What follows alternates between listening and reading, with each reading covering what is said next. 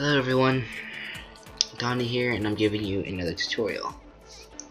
Today it's going to be Siege for Resident Evil 6, another DLC. Sorry, excuse me guys, I'm a little sick. For Siege, how this works is there's 2 3-minute rounds, one where you have to 3 people have to protect one AI, and the other team are creatures such as the Javo or the zombies. What you're supposed to do is when it's your turn to protect the BSAA agent, you have to keep him alive at all costs, and when you're playing as the creatures, you have to kill him. So this first round right here, I'm playing as Sherry in her first costume, but before I start talking about the builds and stuff like that, I'm going to start off with how this works. Basically, we're playing as the creatures first on Requiem of War. So once the game loads up, I can start talking about it. So, as soon as you go in, you're either attacking or defending. When you're attacking, you have to kill the agent. Now, before I go to attack the agent, I go and break this crystal. There's 2 to 3 crystals in each map. And, every time you break a crystal, an extra Javo or zombie will spawn. And it also allows you to become that certain Javo that you just released. As far as I know, you can become as everything except the Ubisoft, which is the chainsaw dude. I do not think you can become him because I never spawned as him before. You can play as the bees, which is actually kind of crazy. I don't think you can become a Napad either. I never became a Napad at all. But, it wouldn't surprise me if you could.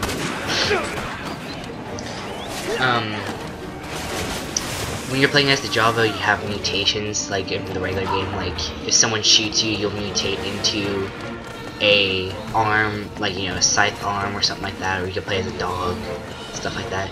Anyone who's played Agent Hunt will basically get the gist, or survivors for that matter will get the gist of what to do here. So for Requiem of War, there's not really many places you can go. You can either run around the square spot where you can go up in that building, which I'm looking at right now. For Requiem of War, one of the special things that happen here, there's not that many enemies that spawn with you, like allies, but Ogre Man comes after a certain amount of time. And Ogre Man can instantly put him down to 1 HP and a dying, or he can do some pretty mad damage to him. Right here I got 2 easy hits. I tried to explode, hoping the shockwave is large enough, but Ada finally got his attention, so he walked away. So the time bonus things, if you're defending and you manage to break it with a melee, time is reduced by 20 seconds. So how this works is, if you kill the BSAA agent, depending on how, okay, that's 3 minutes is on the clock, you would kill the BSAA agent in, let's say, 2 minutes, when it would be the people who killed the agent's turn.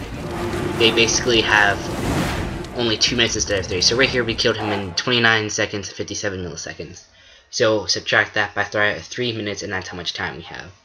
So that's basically how it works. So killing the agent as quickly as possible gives you less time reducted when you're around. So TP, one person will spawn right next to the agent, one person will spawn adjacent from the agent, and one will spawn extremely far away, which is where I spawned. Now, the host of this session was giving orders to the BSAA agent, and I'll talk about that later. The reason I didn't do it this time because it's just a lot of work, but he did an excellent job. Now I'll tell you guys what he did right and I did wrong.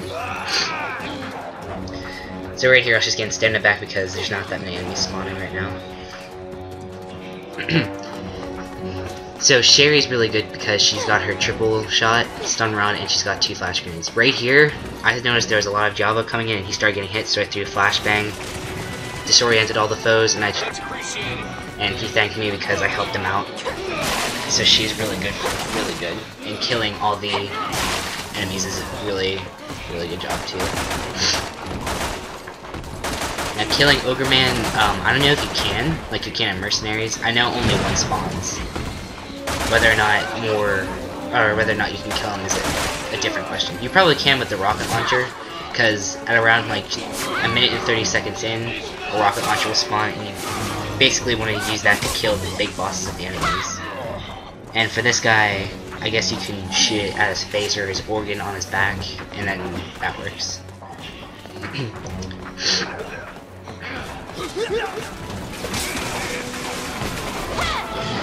Now everyone can give orders to the agent, but you see how at the bottom says hold to give commands. That has to be up on the bottom screen in order for you to tell him what to do. And when you're giving orders to him, when you tell him to follow, he'll probably be about 3 or 4 meters away from you, following you, right behind you. And if you tell him to wait, he'll take cover on the closest like cover spot. But if there's not a cover spot, he'll just get down on his knee and just look at his like phone, kind of like what you do when you pause the game. And what will happen is every few seconds he'll get 1% of his HP back. So either you can do one strategy where you just basically have him go around in circles while the other two go around and killing everything, like we did in one of these matches. Basically, I was going around with the other dude, basically me and him split up on either side half of the map, and then we kept meeting up with the guy with the BSAA agent and basically protected him, and then we ran off again on either side of the map, and then we killed everything that we can kill without a rocket launcher. So Piers is actually pretty good. His secondary costume has each of the 4 grenades. The flash and incendiaries are probably the best, given the fact that the BSAA agent can walk through the fire without hurting himself. And it's basically a one-hit kill to everything, including the player creatures. Throwing a flash grenade, as you've seen when I was playing as Sherry, very useful. Tripwire mines, I don't know why I call them mines, tripwire, you know, the remote bombs, excuse me. And the grenades, the only problem with using those is that they can kill a lot of things, and they can basically one-hit kill everything, but the problem with that is the fact that if the agent's close, he's gonna get hurt. Now for this mode, certain people have certain builds, obviously, and some of them might not have herbs or something like that, so the health you have is the health you have. Don't expect to have herbs or anything. And dying in this mode is not drastic, but you don't want to be sitting there slowly resuscitating, because that's what a lot of people do. They'll basically hit you down and they won't finish you off, because obviously you're not going to be able to do much if you don't have any ammo at all. So whenever you have the opportunity to kill someone, go for it. We lost this round, sadly, because these guys were doing very good. This Ada was so annoying. So annoying. Ada's like the only person who has 4 tablets, so she's actually really cool. And she's got a sniper up, so she's actually really useful. That's the only thing she has though, so keep that in mind. Recommended abilities. I really don't know what ability is good or not for this. I bring quick reload for pretty much everybody. Preemptive strike comes in handy because if you're trying to keep up with someone, like watching the flank for the agent, if you shoot someone in the back you get bonus damage, so I guess that could work. Pharmacist is okay, but like I said, most of the players don't even get like herbs or anything. And medic's fine, but if you pop a pill, it won't restore the agents. He won't get his health back. So, yeah. And yes, by the way, the agent does have invincibility frames, so keep that in mind. So for each map, there's different crystals that you can break and different enemies that you can spawn. Now, in the beginning of the game, one of our players, he spawned down in the pit area where there was a crystal for a napad. If he wouldn't have broken that, these napads wouldn't have been here. So, good thing he did that. And I think up to 3 napads can spawn at a time. The regenerators do show up after a while, so keep that in mind as too. I think at least 2 of them can show up. And in this mode, you get to play as the bees. Playing as the bees is so confusing right here. It's just really confusing on what you should do. Like, I'm not even gonna lie. But yeah, I seriously have like no idea what to do here.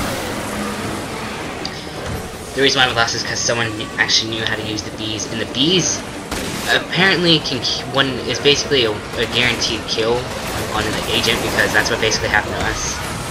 So learn how to play as the bees, I guess.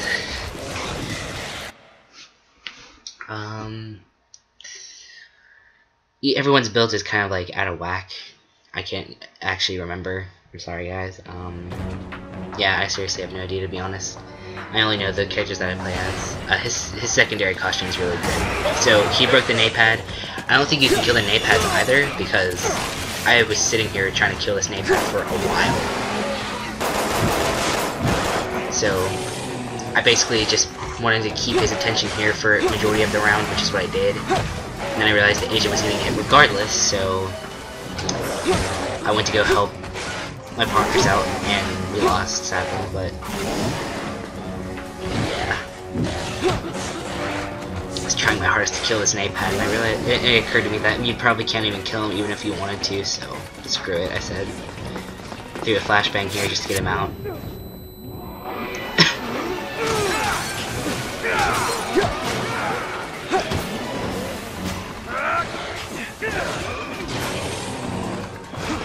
No, there's no recommended strategy here. I'm just trying to show people with this tutorial basically what the gist of this game mode is, because a lot of people don't seem to understand what it is.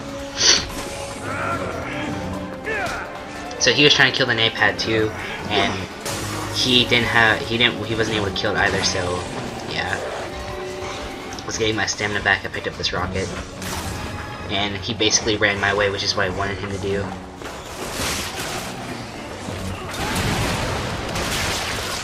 Now Jake was dying here, and he kept asking for help. And I guess he had, because Jake, his normal costume has the fists, so he's actually really useful. And I didn't have ammo until like right here, so I was like, okay, there's a time bonus. He's gonna get that. I should be able to go get Chris or Jake, and we should be fine. Because all the enemies were coming towards him regardless, so I said, save him, we're good to go. And then right around here is when someone was playing as the bees, and everything just went wrong, drastically wrong. I want to get rid of the napads for good, but they didn't die. So, sad face to that.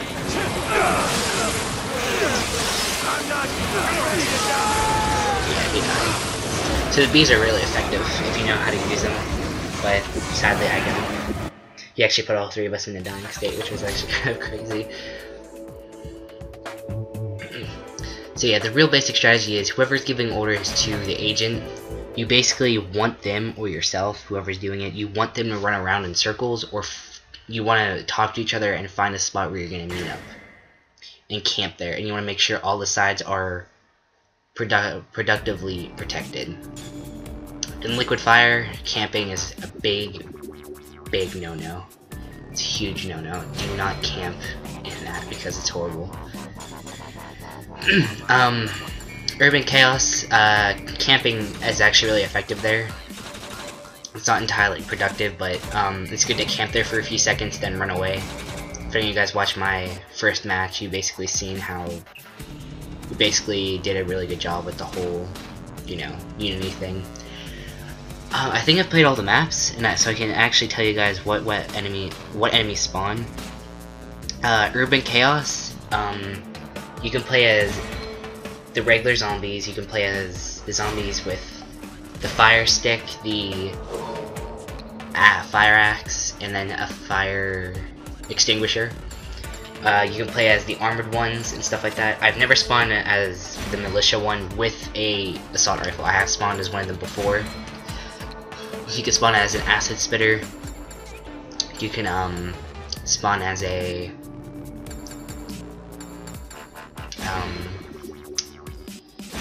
whooper. You can spawn as a whooper, and I think that's it for Urban Chaos.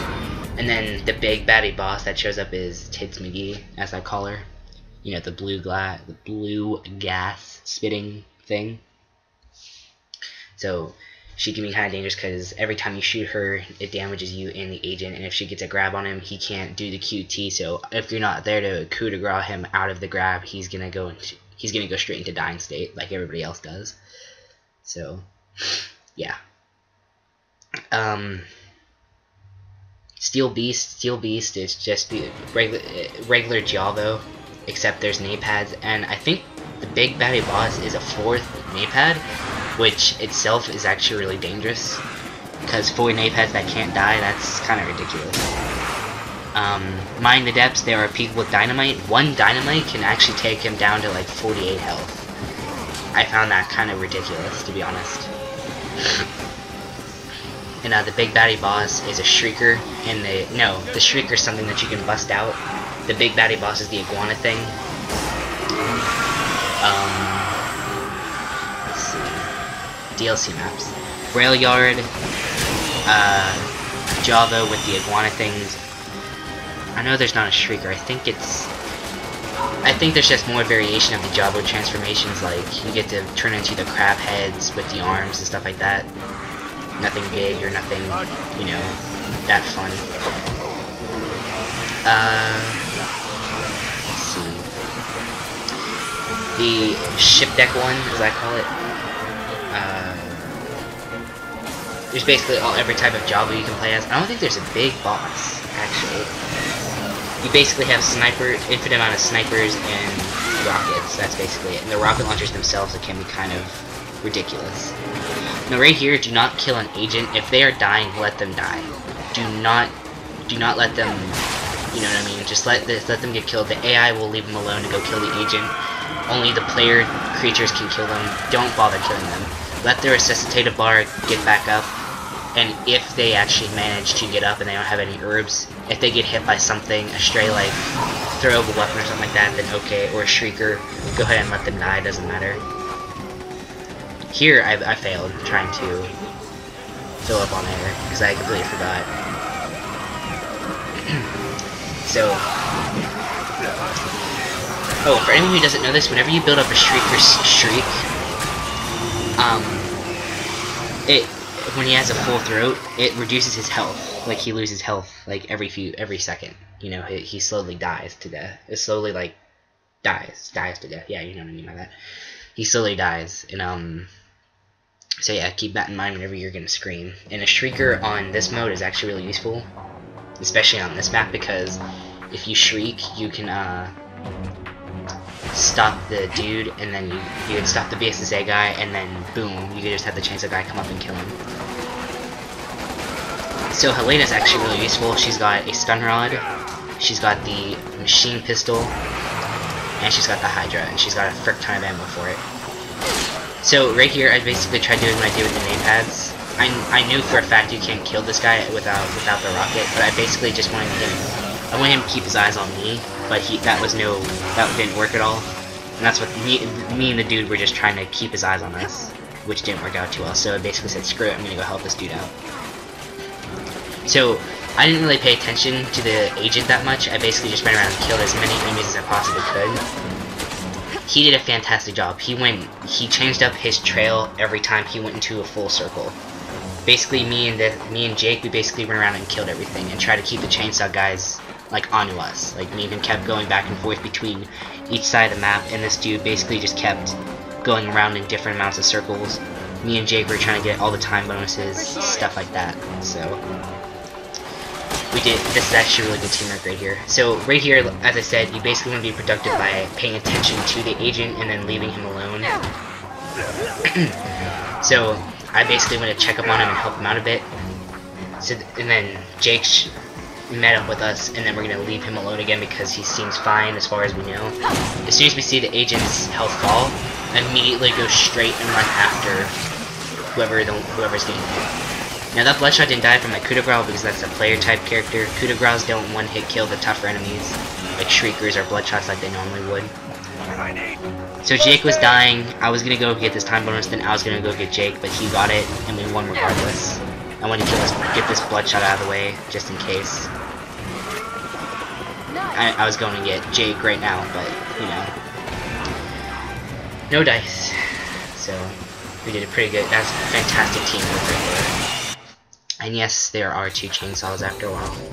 You can break one open in a crystal, and the big baddie is an actual chainsaw, so. Now getting back, that was just a really good round right there. That was just flawless teamwork. I really need to comment on that. Excuse me. Going back to the maps, mining in the depths, like there's a lot of explosives, you know, shriekers and stuff like that. The DLC maps, I got Rail Yard, there's just a lot of Java mutations, various more, and like the iguana things. There are iguanas on the iguana things on High Seas Fortress, and there's also like it's basically just like Rail Yard except kind of a bit bigger. They have snipers and rocket launchers there. The rocket launchers do pretty good damage, so I don't think any more spawn. I think once you break the crystal, one more spawn, so you usually have 2 to 3. Like on Creature Workshop, I think we had 3, and they each spawn on the 3 floors that are available. So kill them, and no more should spawn. So, let's see. Chainsaw guys show up on this map too. Liquid Fire you've seen, Requiem of War you've seen, Creature Workshop you're about to see, and then you just saw Rooftop Mission. So those are all the maps. Cool. So basically, a lot of these have they have an explosive friendly character, and then they have a bunch of smaller enemies, and they have like one mini boss enemy, and then they have one big boss, and then they have one boss that you cannot kill at all unless you have the rocket launcher. So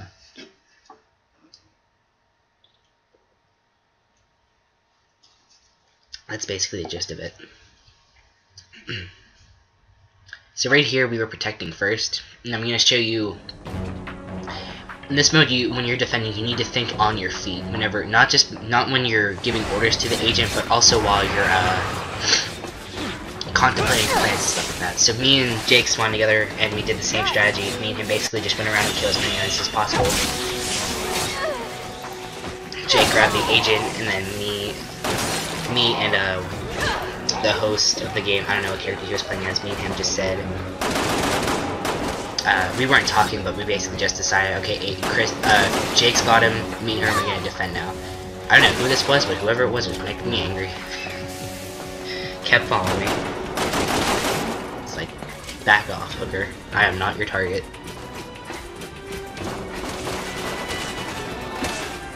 I don't think you can play as the flying things either, so keep that in mind. So I popped my pill there just to give everyone health, just to make sure everything was alright. Helena is alright. She's got a grenade and stuff like that. She's got 3 grenades and a lot of pistol ammo. So, to be honest with you guys, I would probably say the best characters are Ada and Helena's second or third costume, just because she's got so much more ammo. And Sherry's really good too. 2 flash grenades and 40 ammo in a stun rod makes her pretty good. So yeah.